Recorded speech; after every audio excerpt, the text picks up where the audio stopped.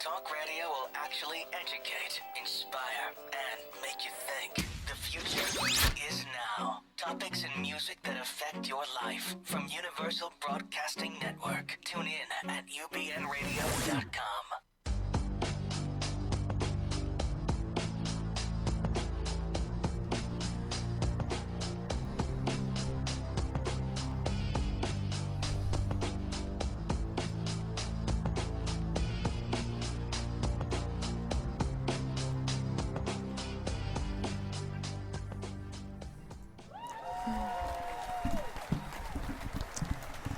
And greetings and salutations, everyone. You've tuned in to Dr. Judy, WTF.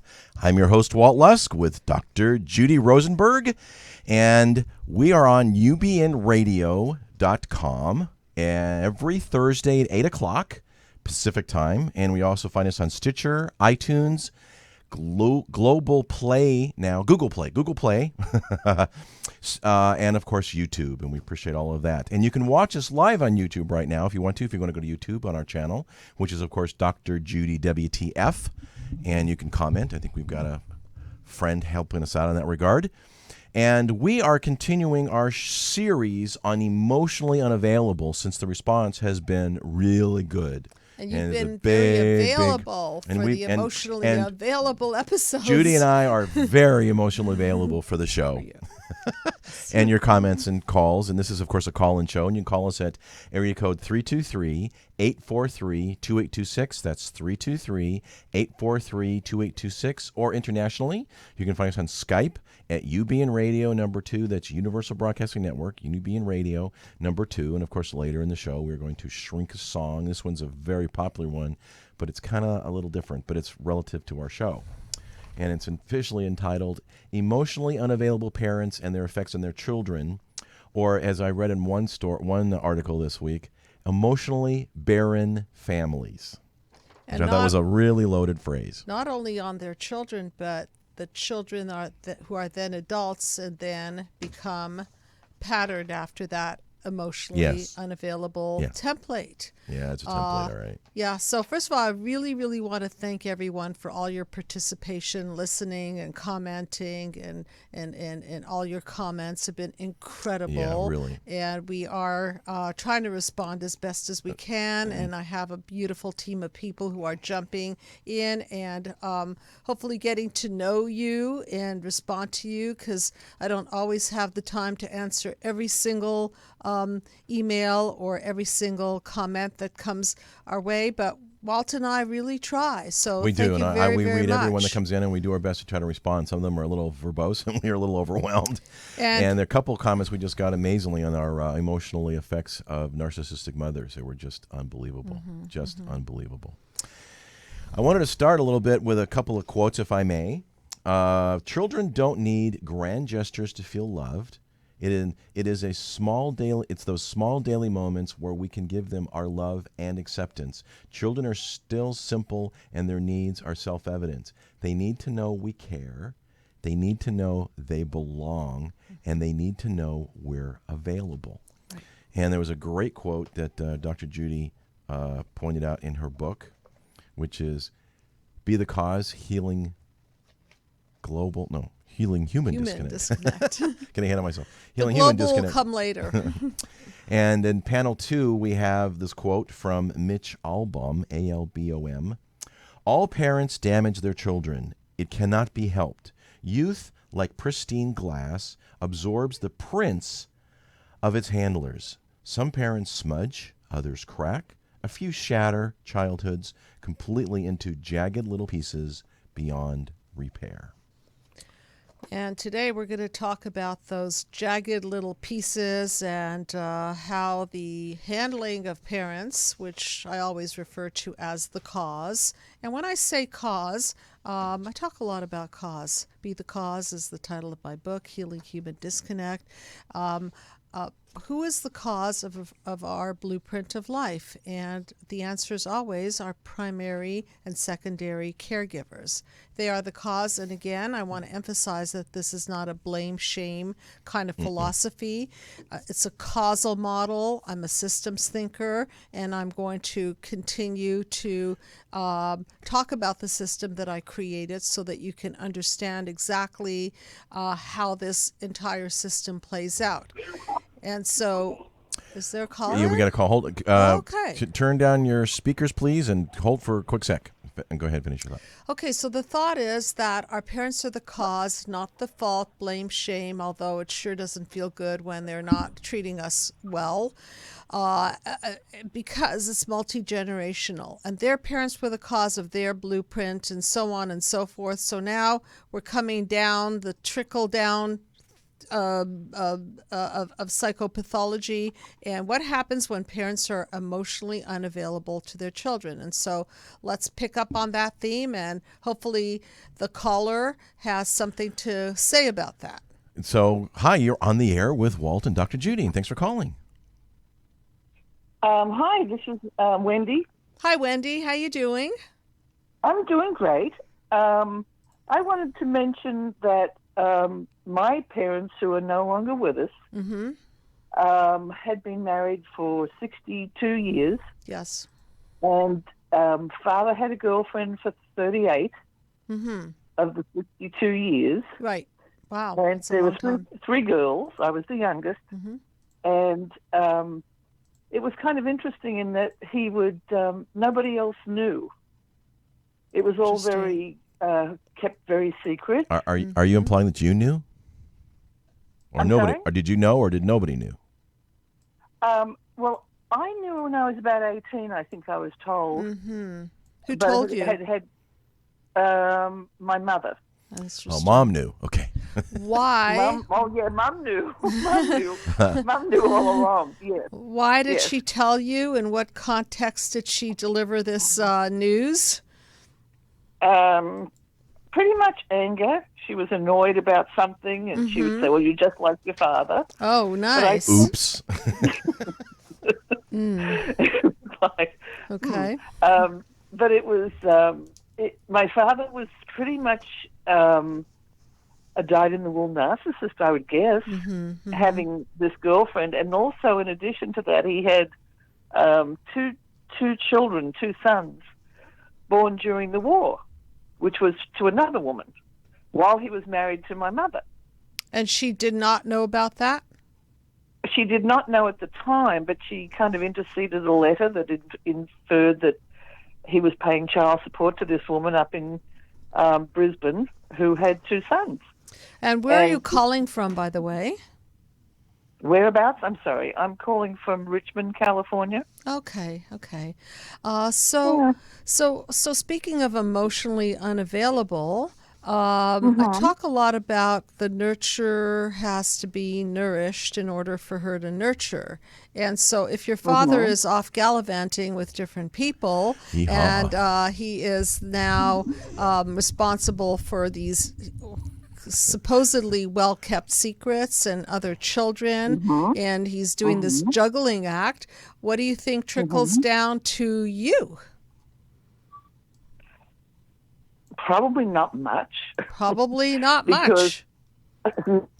I'm now in my, 70s. So I've had a lot of years to be able to figure this out. And I happened to meet one of those boys about 3 months ago for the first time in my life. You mean your half-brother? Yes. Interesting. Wow. How did that go? Yeah, how'd that happen? It was great. It was great. He was very enthusiastic because he too had been lied to by his mother. There you go. Who told him that his father died in the war. Really now? That's a huge, wow, that's a whopping one, isn't it? Yes, it was. So he grew up fatherless, although he was not fatherless, and your mother had a stepfather. Oh, he has a stepfather. Okay, lucky He had him. a stepfather who was very unkind to him, so Okay. it wasn't a great transition from not having one to having an abusive one. Okay. So you can see that, and I want to get into your life a little bit. Are you married? Do you have children? Are you... I was married. I married, I think, one alcoholic, two alcoholics. Third one was a drug addict. A three-piece suit type, though. And I finally decided that the common denominator was me. Right, that you're picking these people. And so this is the point. Yeah. This is the what the Freud point. And we're going to get into that, absolutely. So this is it. What happens when your parents are emotionally unavailable to you? And in particular, your father had a lot of cheating going on, so that was his defense mechanism against intimacy, because he was neither intimate with your mother, probably not intimate with your brother's mother, not intimate with your half brothers because they didn't even know they had a father, probably not emotionally available to you. So look at the defense mechanisms. I talk about panel 5, defense mechanisms. And defense mechanisms, if you don't mind putting the mind map up, are born out of a wound. And why would we want to defend? Well, because we've been disconnected from, and it hurts. And so as a result of being disconnected from and having these horrible reactions to being wounded, either neglected, beaten, abused, smothered. Okay, in this case, probably neglected is the main topic here. What happens is that we ingrain into the fiber of our being this message. I call it a psychovirus. I love the biology model. The psychovirus is a metaphor for a message that now gets embedded into the fiber of your being. It's a negative core belief, and it sits there, and then it waits to hook up with the WTF situations, and also gets very triggered. So in your case, what did you do? Classic WTF. You selected, what's alcoholism? Alcoholism and drug use is another defense mechanism, correct? So these people surrounded themselves with defenses, and that made them what? That made them numbing. I mean, that they were using these circumstances to numb themselves. Sure. So they were emotionally unavailable to you. Yeah. Do you see? So do you see how history repeats itself? Okay, so my point is, yes, I just want you to understand, and I'd like you to start, I want everybody to think like a shrink, start connecting these dots so we can get preventative for the next generation, and so that you can begin to understand that you selected these guys. As you said, the common denominator is you. Yeah. And unhealed wounds create unhealed horrible patterns and create unhealed next generation. So I want to invite you to, if you like, continue this conversation, reach out to me, reach out to one of my team members if you wish. And so the point is to stop an end to the madness so that we don't continue to pass this down to the next generation. We don't continue to live this nightmare of the what the Freud. So I really appreciate you calling in. I hope that was helpful to you, and that you now understand a little bit more about your picker and what went wrong. Well, I think I have been able to figure it out. That why was I doing the same thing over and over, expecting different results? Right. And I kept marrying my father. Marrying your father. My father. Well, and in hopes of having a different ending. A lot of people married your father. Your mother married your father. Your stepmother married your father, and now you too. I mean, this guy is just—he's a busy guy. A very busy guy, and popular too. And he's a vampire because he's sucking everybody dry, and nobody gets better. And he's got dead bodies strewn all over the place, and it's just not good. Well, the dead bodies are also deceased now too, because this happened back in World War II. Literally. We're talking about old history here. But literally. Still, well, thank you very much. Thank you very much for sharing. I really appreciate this. Thanks, and Wendy, for calling. Illuminate this point. Welcome. Thank you, Wendy. God bless. God bless. Thank you. Bye-bye. Bye. Okay. So, a little intro here. Parents who are emotionally unavailable are often immature and psychologically affected themselves. Sure.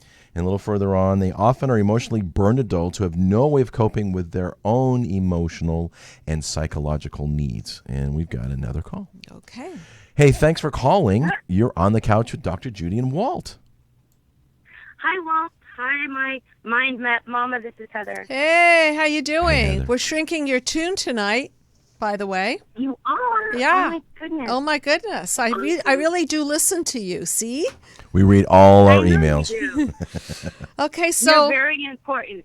Very important in my life. Thank you. You are a lighthouse. So are you, Walt. Thank you very much. About you. Thanks, I really Heather. appreciate it. And I have a new name now. She's deemed me the Mind Map Mama. I've never been called Mind that. Map Mom. I love it. It's so great. Okay. Oh, Mama. Mind Map Map Mama. Mama. So Okay. tell me, Heather, so tell me your human disconnect. I know you have so many, it would take hours and hours and hours, but Yeah. what? I'm going to give you the short Yeah, version. Cliff Notes version of the human disconnect and the emotional unavailable and how it impacted you. And go ahead with some of the stuff that you shared with me already.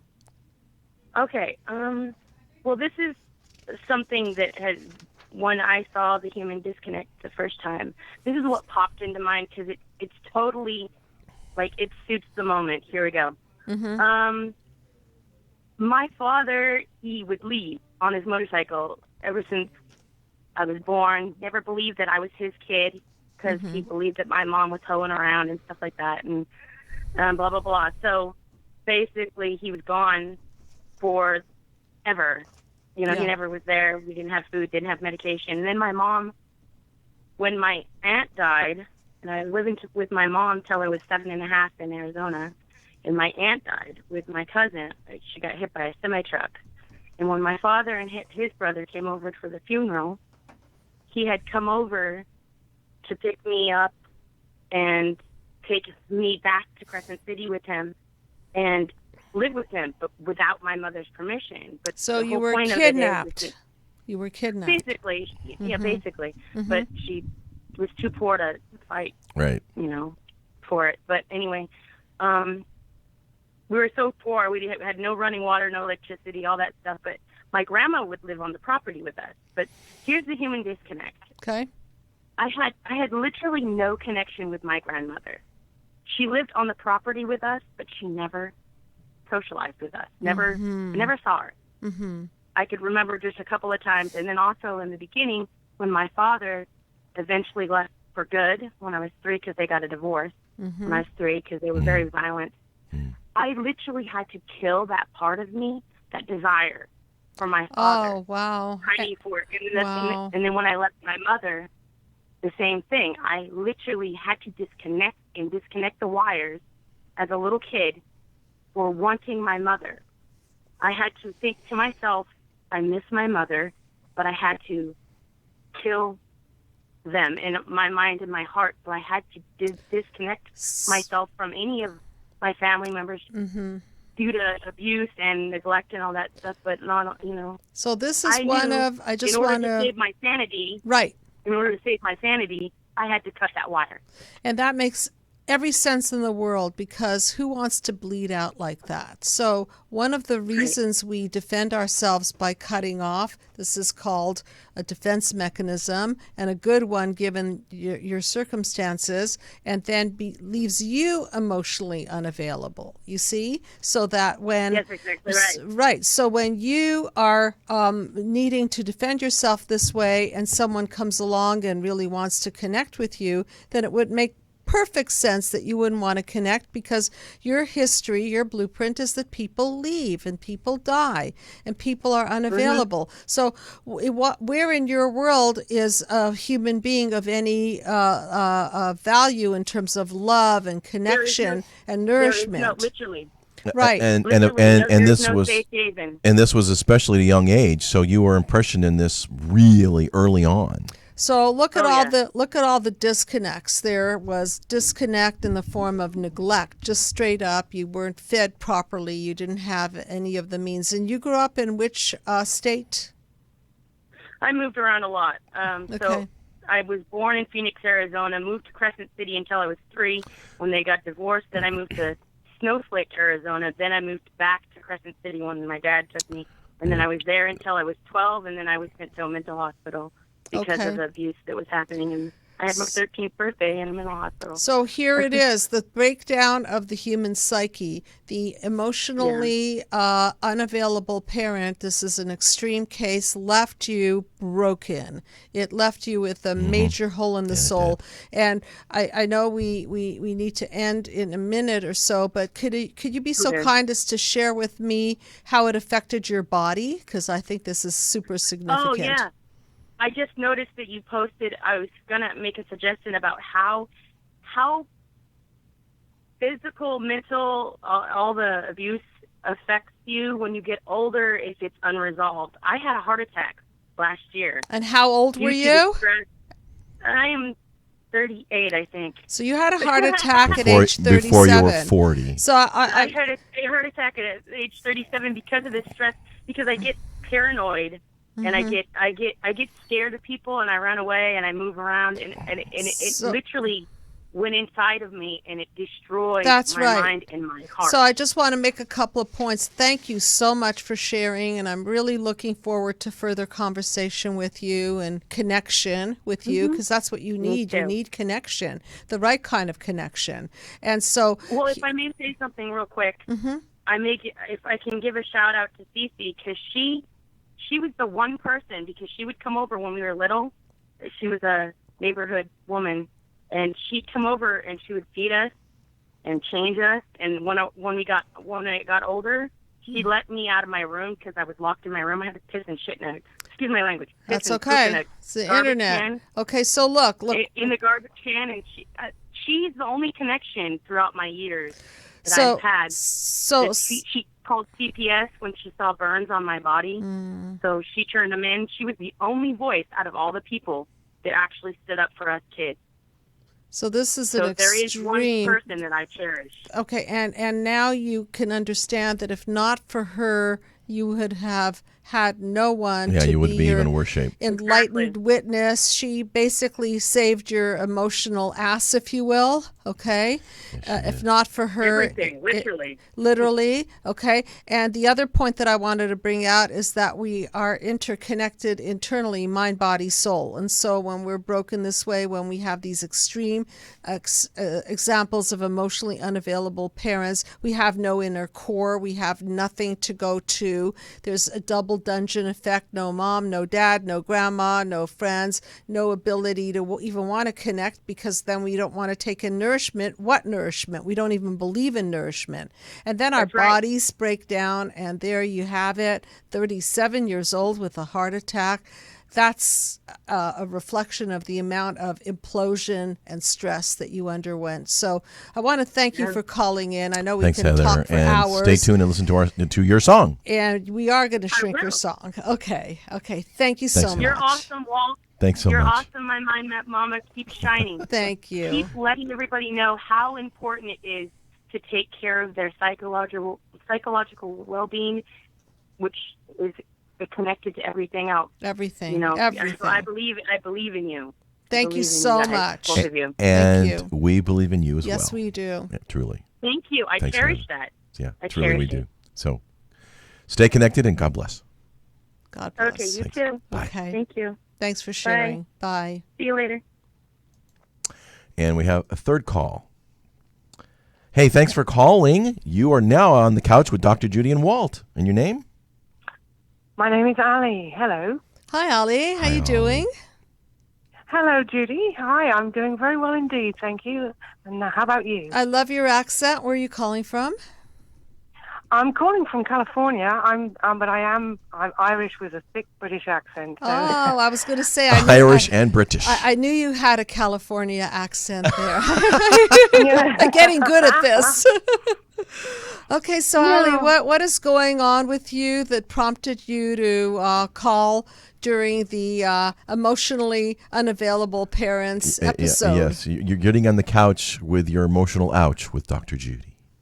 Emotional ouch is very cute language. Well, I'm calling because your language, I find the main vein of your pain And I come from a psychiatric background, and I was 13 years in the UK as a psychiatric healthcare professional, a senior nurse, but it wasn't in the doctorate profession. But the remoteness of people, emotionally unavailable to people, is a lockdown in the mind where people are unable to feel, and feeling all the good stuff is felt.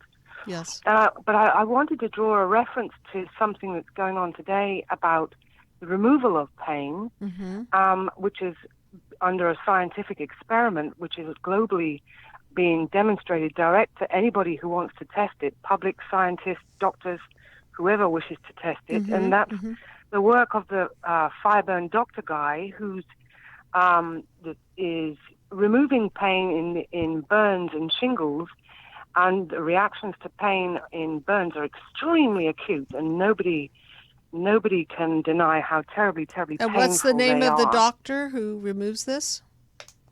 His name is a Fireburn Doctor, fireburndoctor.com. He's a global experiment that's been taking place for 10 years. So I think I know of him. I think I know of him. I think he lives in a remote place, and Fireburndoctor.com. It is.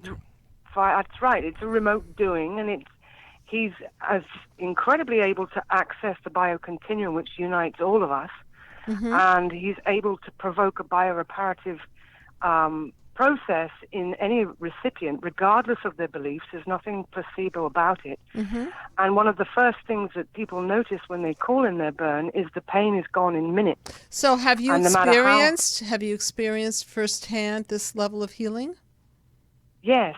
13 years ago, I was an absolute wreck. I went to see him privately and became a volunteer ever since because of my personal experiences and having a complete cathartic health renaissance, and that he's able to remove pain in an instant, bypassing our veil, if you like.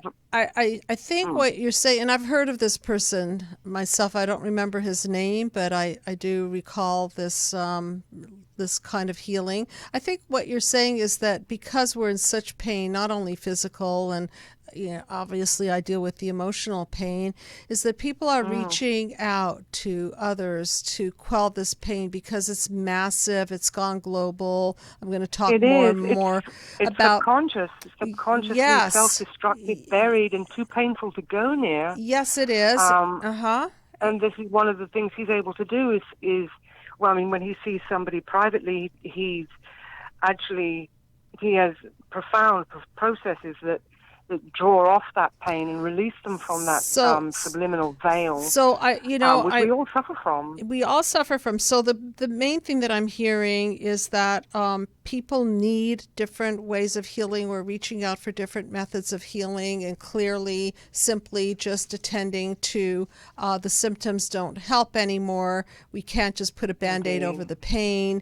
Absolutely. As you know, my way of processing the pain is to go back to the cause and see how these wounds of childhood embed, and then process them through so that they don't live in the psyche.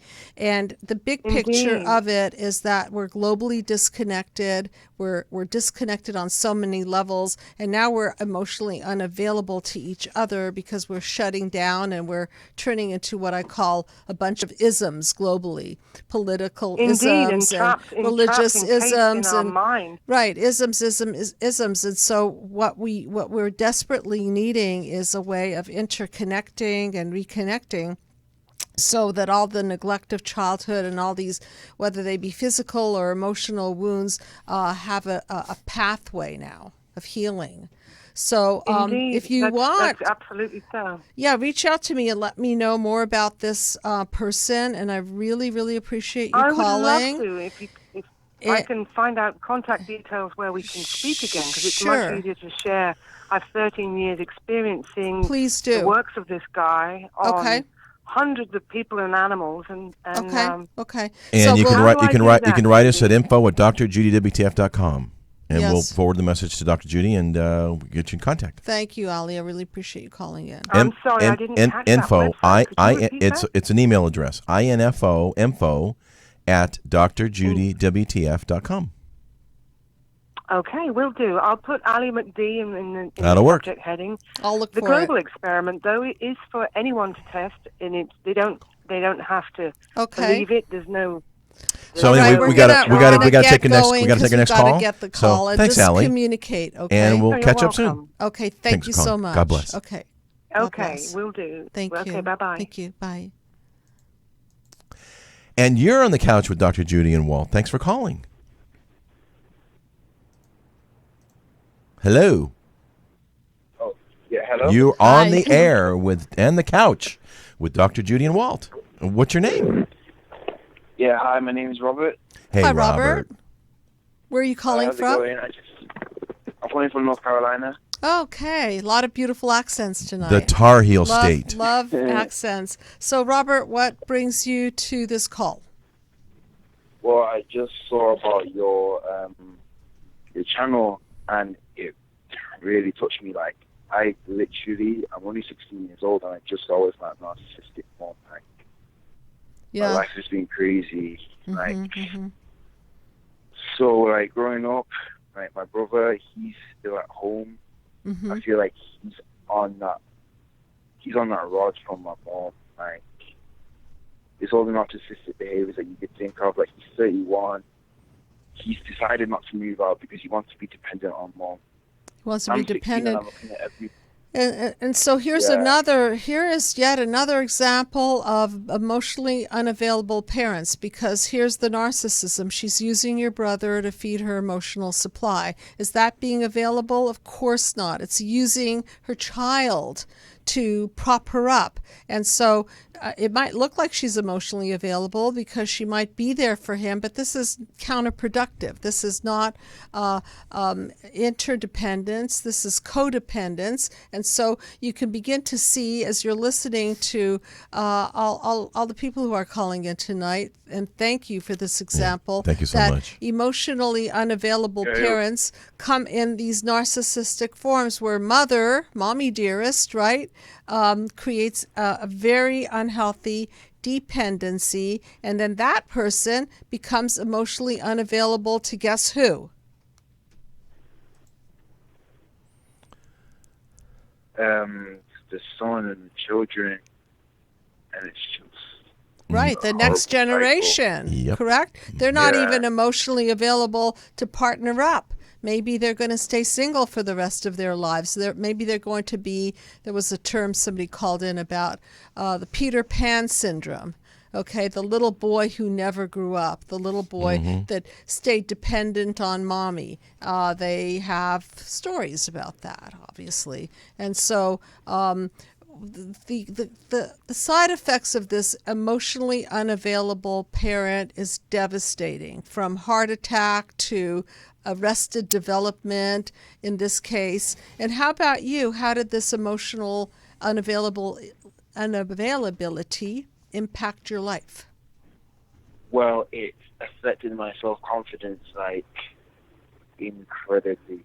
Okay. My self-confidence used to be so low. I think now I'm the black sheep of the family because I did decide I'm going to go live with my dad, because my mom was going to send me to boot camp in North Carolina to my dad, and my dad was like, what's wrong with this? So I came down to North Carolina and stayed with my dad, and I said to my dad about everything that's going on. So he took you in.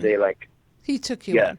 So he's not emotionally disconnected from you. So see, all it takes is for one parent to be there and let that child out of the dungeon, the double dungeon of darkness. So in your case, you had your mother emotionally neglecting you, and your father took you in, and yet it still left an imprint on your core belief, which is something that you're welcome to reach out to me and the team about, because that's one of the things that we look into, is this residual negative core belief that these kinds of parents leave with their children, and then these core beliefs, they're believed by you. They're taken as if it's true. And it's not true. It's based on a lie. It's based on misinformation.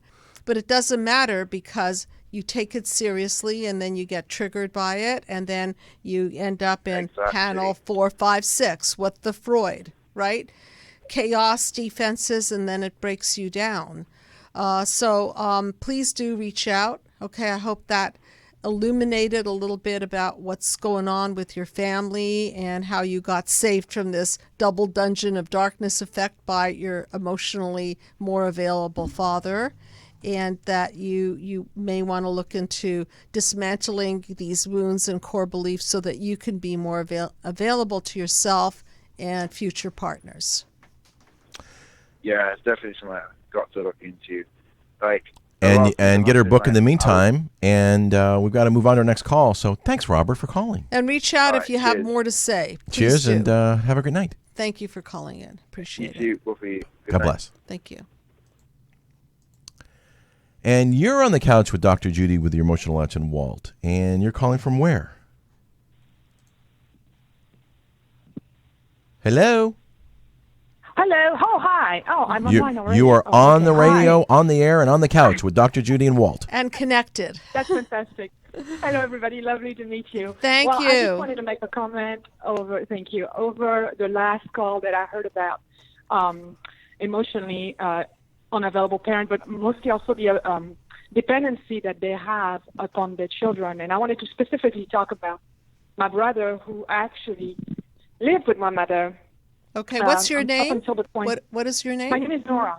Nora, nice to meet you. Nora. And where? I'm sorry. Hi, nice to meet you. And where are you calling from? I'm calling from Hawaii, actually. Okay, beautiful. Okay, so go on. You're talking about your brother and this kind of codependency that he formed with your mother? Yeah, and he actually passed away in 2015 in his sleep, and he was still living with her. And all this time, and I've seen that early on, that she had really a grip upon him. And I managed to actually escape. We grew up in a very abusive home. Mm-hmm. And she, basically what I've seen is emotionally how she sucked them out every single day. So to me, she killed them. Yeah. Not by stabbing them necessarily, but she killed them day by day, slowly, moment by moment. And he was, as you mentioned earlier, living still like a teenager. He never married. He worked for Disney. I mean, he was really just still like a teenager in his 40s. And he died in his 40s. He died in his 40s? Mm-hmm. Yes, in his 40s of a heart attack. And I believe that there was a lot of shame. There was a lot of issues that he never dealt with because we went through a lot, talking about kidnapping earlier. We went through that.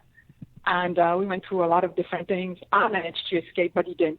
And you know what's so interesting is it to the human eye, it looks like she was emotionally available, but the problem is that they were enmeshed and she was sucking him dry. So he was growing, Absolutely. He was not growing, and she was definitely not growing either. She was the feeder, and again, another case of implosion. He gave it all at the blood bank, he sure did. And then he had nothing left, and unfortunately, his body couldn't take it. It reminds me of the Heather situation somewhat. Yes. So I really appreciate you sharing your story.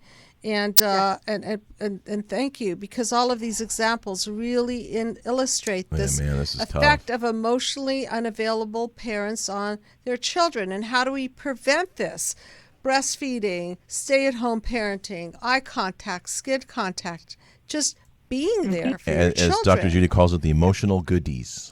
Emotional goodies. Murray Bowen talks about the multi-generational transmission process. If we don't get it right this generation, it's just going to the psychovirus will just keep passing down. So thank you so much for calling in. Yeah, and there's an overbearing of infantile, turning him into a little child, really, because she made sure that weakened to him. keep him in. Weakened him. Yeah, so. Okay. Well, I appreciate Nora, you listening to my testimony. Thank you so much for calling, and have a good evening. Thank you, Nora. Bye-bye. You too. Thanks. Bye. Bye. And you are now on the couch with Dr. Judy and Walt. Hello?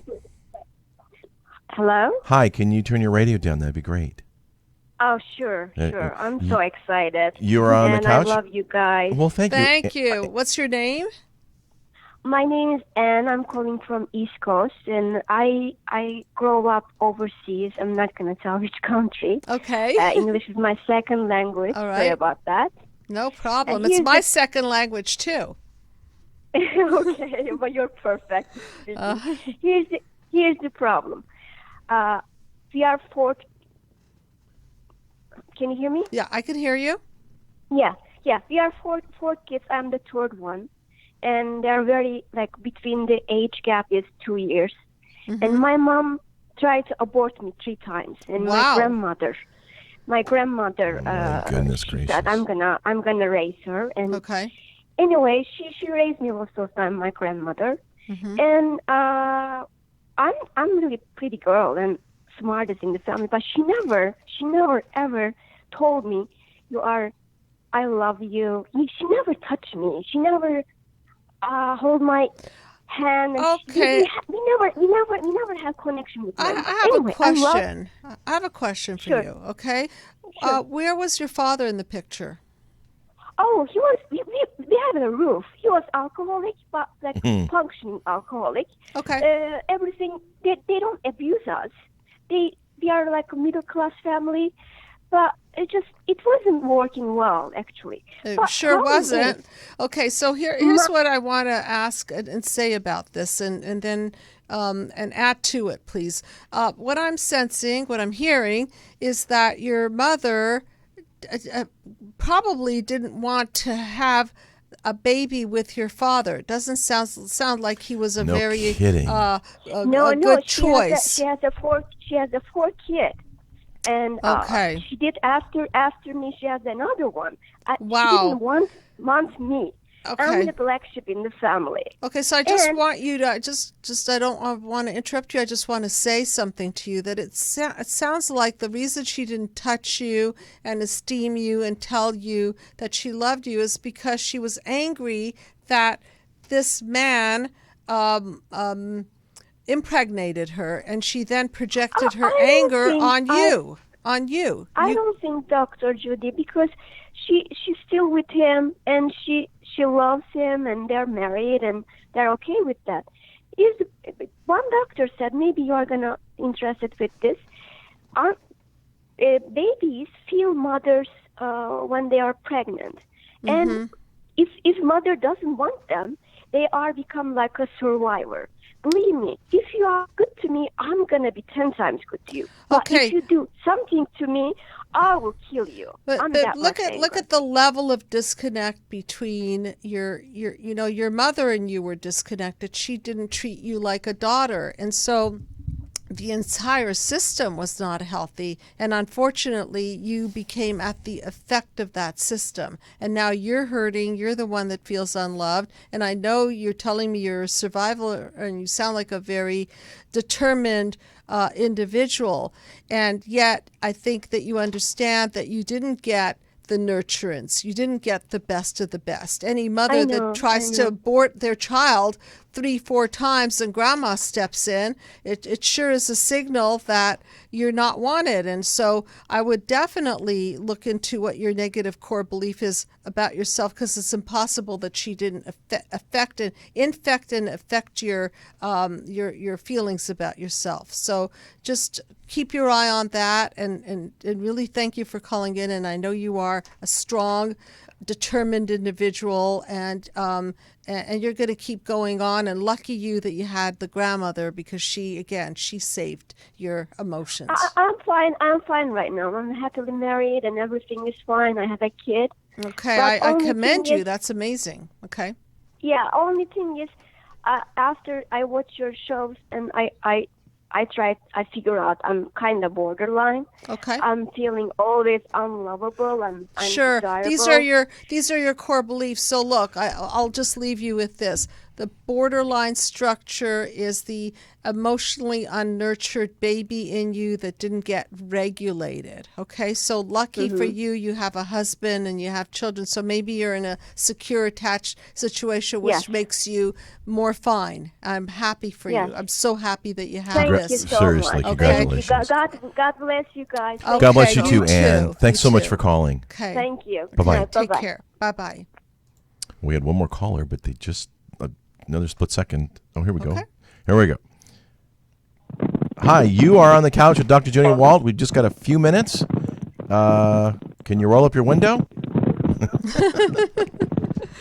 Oh, sorry. Hi. Hi. What's your name? Laura. Hi, Laura. Nice to meet you. From where? Thank you. From Virginia. Wonderful. We're getting a real national representation tonight. So what's going on in the human disconnect part of your life?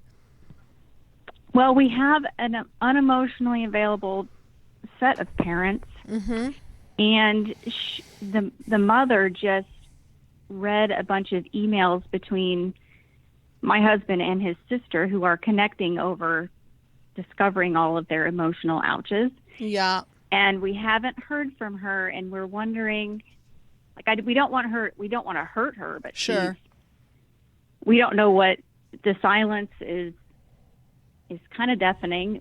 We don't know what to do with. We don't know what to do with the next step. We know what she read. There was a lot of truth in there, and well, she can't even feel anything.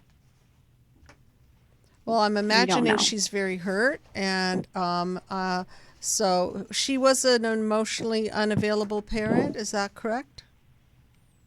Yes, and she's actually still quite abusive to the adult children. So she doesn't want to hear the truth. That's the truth. She doesn't want to hear it. And she doesn't know what to do with the truth, which is why I never recommend to people that they call their mom and dad and confront them, because their parents are not going to be very receptive to this information. No, they're not. And without therapeutic intervention, there's no receptivity here. So I think that the reason she's emotionally unavailable in the first place is because of her own wounds, and now you've kind of stuck her in that place, and she's shut down even more. So and she wasn't ready to deal with it, and all of a sudden, blammo. Right, exactly. So she went from have you ever seen anybody with a pretty high level of narcissism come out of it when they hear what their children really think? Or no, not if they hear what their children really think, unless they have. See, it's not just a conversation. Oh my God, I've been selfish. Oh my God, this is not the cure to narcissism. No. Understood? It's a process. Mm-hmm. Narcissistic symptoms are because of childhood wounds. And think about a shell. They want to shut down, and that's the emotionally unavailable part. So withdraw. And so you're poking the what would you call it? Like the clam, okay? The clam's shut down, the shell. And now you're poking the clam even harder, and the clam wants to clamp down even further. So the only way you can do this, if you even want to try to do it, is to acknowledge, it starts with self-reflection and say, I understand my piece in this, and offer some kind of olive branch. I don't think it's going to be, I wouldn't put money on its success, just because if she's truly that wounded, she already has a defense mechanism of being unavailable. And so now she's just going to back up.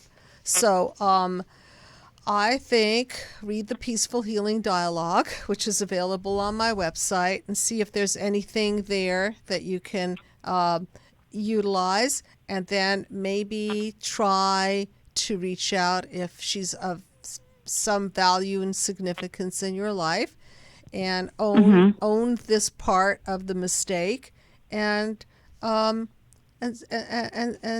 see what she does with it. And if she is of value, let her know that she's of value to you. And then if she wants to extend back, then you can do a little bit of reparative work. Okay? Okay. All right. And then I have one quick question. Sure. When you have, my cousin's father he's like a narcopath, and he's having. That's a good one. Okay. It's dangerous. So, and he's in an area where his dad has influenced the whole town. Wow. And he's being harassed, like his computer is hacked, and nobody will help him. Is there any legal resources for people that understand narcissism? Because it's a technique. You can't just go and say you're a narcissist and go to court. I mean, you have to have a Look, here's the thing. You can't arrest somebody for being a narcissist. It's not breaking the law, but here's what I see all the time.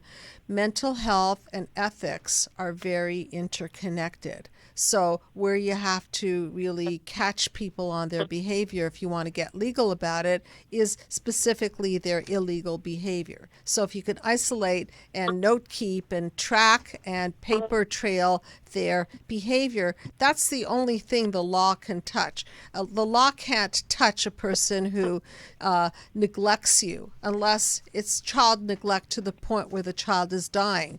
The law can't touch somebody who insults another human being. It's called free speech, right? But where you have to catch the person is where they actually break the law. And when people are mentally unhealthy, they're going to get closer and closer to that line. Yeah, they're going to trip up. They're going to start crossing that line, and that's where the law will interface and the law will bear down. So I think that's what's going to happen. And you have to understand that narcissists are notorious, as we've done shows on flying monkeys. They work their buns off to protect themselves and their reputation. And they have everybody else doing their bidding. And so, they didn't do it. Somebody else did it. Chances are they had somebody else do it on their behalf. You mean like the flying monkeys? Flying monkeys to the max. Yeah. Okay. So it's they're very, very calculating, and they do everything they can to protect their reputation and to protect themselves. Right. Yes. Okay. We are living this. Yeah, I'm really sorry to hear this. It's not easy. It's tough. And he's not going to be caught for any diagnostic reasons, just legal ones, I'm afraid. Okay. Okay? Okay. Thank you very much. So, Laura, we really are out of time, and thanks so much for calling. Yes, really appreciate it. And keep us posted. God bless. Okay, God bless. God bless. And we are out of time. We have to do our song, and there were several calls that called in that didn't get through. This is please just call the clinic. And you can call us next week because we're going to continue this topic because the response is just we are. Oh, definitely. Okay. The response is just nuts. I mean, I didn't even gotten two headings of our notes. So we're going to continue this next week. Okay, and if you really want to talk to us, reach out to the Psychological Healing Center, and of course we'll have one of our assistants call you back, and then if you want to do a free consultation with staff member, we do that, okay? Just FYI. And if you want to write us with a question, we'll promise we can answer it on the air or not. And again, it's info@drjudywtf.com. So our song this time for Shrinking That Tune is called Big Girls Cry, by request, and you heard Heather, who actually requested it, by Sia, Sara, S-I-A. Is that how you pronounce it? Sia. Okay, excuse me, Sia. So we're going to shrink the tune. Tough girl in the fast lane, no time for love, no time for hate, no drama, no time for games, tough girl whose soul aches. So this is the emotionally unavailable result. Now she's tough because she's got a shell around her. She's in the fast lane so nobody can catch and hurt her. There's no time for love. She probably doesn't even believe in it. There's no time for hate because, Heather, you know how you just cut your emotions. So love and hate are emotions. No time for any of that. And so inside, of course, the soul aches. So you can't really run away from these feelings. Although you can numb them, you can't run from them. No. In the chorus, I'm at home on my own. Check my phone, nothing through. Act busy, order in, pay TV. It's agony. So this speaks to the loneliness, the disconnect on my own. There's nobody calling her. She's acting busy and orders in to take care of herself. She goes to the human disconnect of pay TV and the phone, but there's no connection. Even in that disconnected modality, there's no connection. I may cry, ruining my makeup, wash away all the things you've taken. And I don't care if I don't look pretty. Big girls cry when their hearts are breaking. Big girls cry when their hearts are breaking. Big girls cry when their hearts are breaking. So at this point, she's stopping caring that she's actually expressing her feelings, and so she's getting more vulnerable and crying, which is the first step in healing, is to really start to feel your emotions and express the pain, and she's acknowledging that her heart is breaking. Absolutely. Tough girl, I'm in pain. It's lonely at the top, blackouts and airplanes. I still pour you a glass of champagne. Tough girl whose soul aches. So at the top, isolated, there's nobody there, just blackness, blackouts, airplanes. I still pour you a glass of champagne. That's an interesting line. Yes, it's almost like... Yeah, it is. It's like we're trying to, break the monotony or maybe party a little bit in all this agony. Or that she's still doling out... and of course, doling her... She's trying to numb other people. Yeah. She's trying to help other people. Yeah. She's giving people champagne, but doesn't sound like she's getting any champagne. So she's a tough girl, and she's still pouring a glass of champagne for somebody else while she's hurting. And then the chorus, I'm at home on my own. Check my phone, nothing through. Act busy, order in, pay TV, it's agony. I may cry, ruining my makeup. Wash away the things you've taken, and I don't care if I don't look pretty. Big girls cry when their hearts are breaking. I wake up, and then again the chorus. I wake up alone.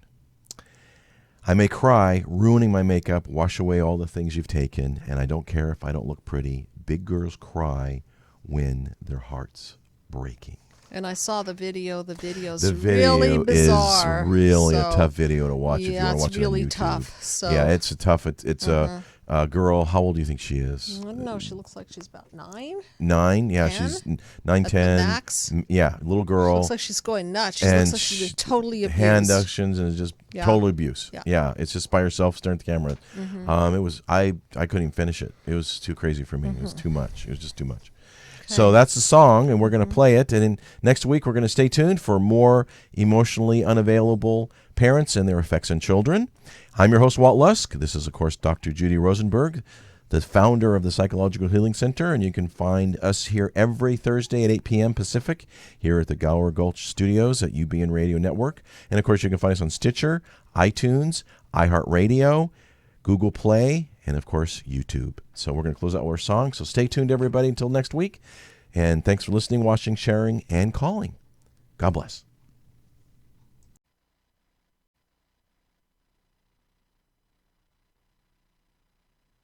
In the future, talk radio will actually educate, inspire, and make you think. The future is now. Topics and music that affect your life from Universal Broadcasting Network. Tune in at ubnradio.com.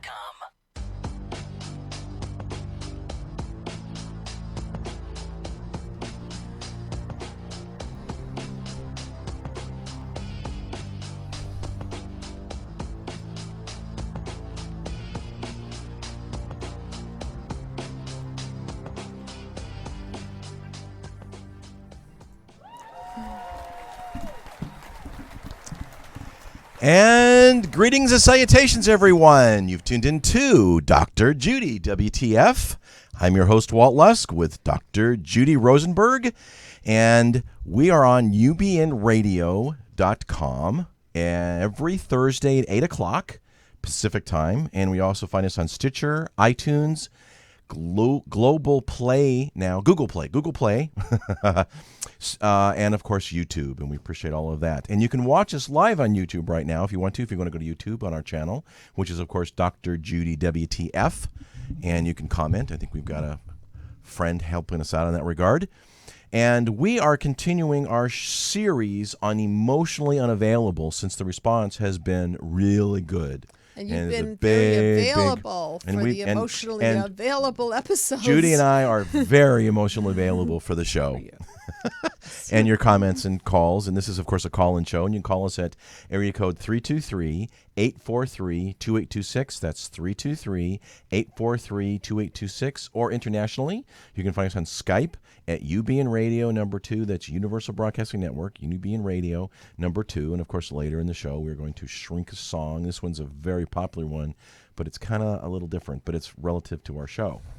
And it's officially entitled Emotional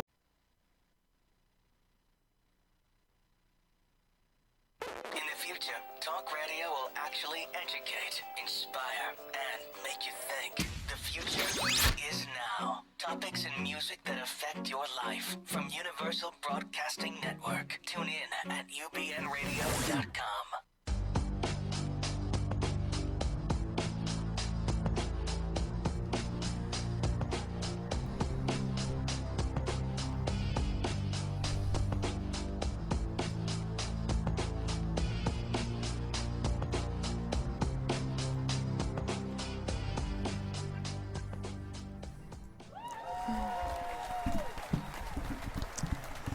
And greetings and salutations, everyone. You've tuned in to Dr. Judy, WTF. I'm your host, Walt Lusk, with Dr. Judy Rosenberg, and we are on ubnradio.com every Thursday at 8 o'clock Pacific time, and we also find us on Stitcher, iTunes, Global Play now, Google Play, and of course YouTube, and we appreciate all of that. And you can watch us live on YouTube right now if you want to go to YouTube on our channel, which is of course Dr. Judy WTF, and you can comment. I think we've got a friend helping us out in that regard.